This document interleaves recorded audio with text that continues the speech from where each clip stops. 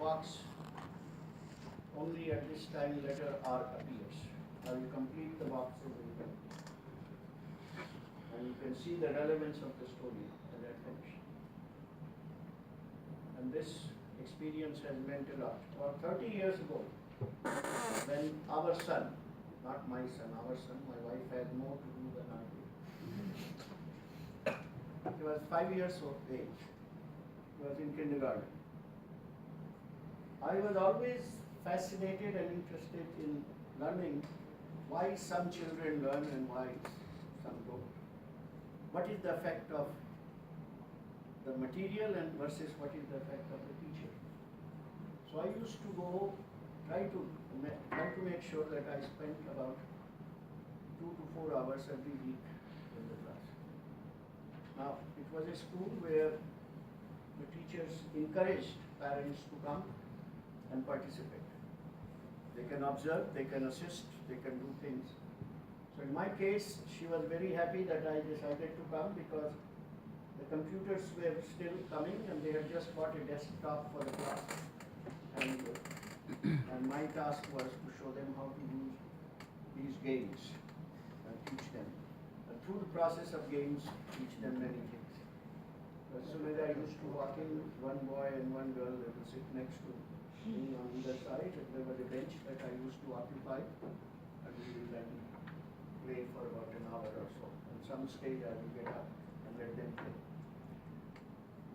But I also observed her, very fascinating woman. Her name was Patty. In typical kindergarten classrooms, you will see all along the wall, you will have pictures, posters that show the numbers, alphabets, shapes, sizes, various things that you want children at that age to learn. This woman had all of that in her classroom. But she also had at several places these 3 boxes. And the box on the left and the box on the right had arrow coming towards the box in the middle. And what was in box on the left?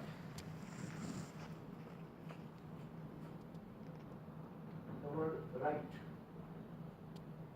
What was in this box? Responsibility. What do you think it is? Respect. I was very intrigued. It's not something that you see regularly. So she and I came to know each other very well. One day we were having coffee and I said, Patty, why this? What is the... She was very reluctant, but she didn't know how I would react. But she agreed to explain. And she said, I want to teach them all those alphabets and numbers, but I want to teach them a little bit more about life. So she said, what do you do? She said, I want them to know that at this age, 5 years, they have certain rights. Right to a safe environment, right to a learning environment, right to hygiene, so on, and she listed about. She said, I want them to know their rights are my responsibility. See? Then, see, but I want to go beyond it. I also want them to know that I, as the teacher, have some rights. And my rights are their responsibility. 5 years old, remember. They have to learn how to be responsible gradually, through examples, through behavior, never any negative incentive, never any punishment. And since the only way we can accomplish this balance between rights and responsibility is through what? Mutual respect. That simple message 30 years ago, I've tried my best to incorporate in how I conduct my own classes. Because when we become more concerned about our rights and less about our responsibilities, the problem starts. And you see that in our personal relationships occasionally, you see that in our country here as well as in the United States, that at some time we become more interested in our rights than responsibility. In fact, in Bengali, you're saying, Amar dabi mante hobe. Those of you who are Bengali. You have to grant me my rights. And occasionally I used to kid my Bengali friends, but what about responsibility? You see, there was no such. So anyway, there is no word in any language about the balance between the two. The closest it comes is an idea in Bhagavad Gita, sthita prajna, which is the balance between two.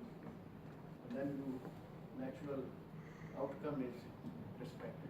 I want to leave you with this because I want you to think about yourself, to what extent we all, and as individuals, are able to create this balance between rights and responsibility. When the balance goes into tilted, that's when the problems start. Let me tell you that I've been, as I've said, coming to ISP for 15 years. Coming here annually has been a privilege. And I take what I do very seriously here because it's a privilege. And I want you to know. Towards that end, let me tell you another story. And then I will finish. There was this couple that migrated to the United States. They migrated from a country where English was not the main language. So speaking English, learning English was still a work in progress. They were blissfully, happily married for many years, young couple. But in spite of that, they didn't have any children. So the nosy friends, the friends are always nosy. Why there is no children? So one day husband decided to explain. He said, and if I offend somebody, forgive me. My wife is impregnable.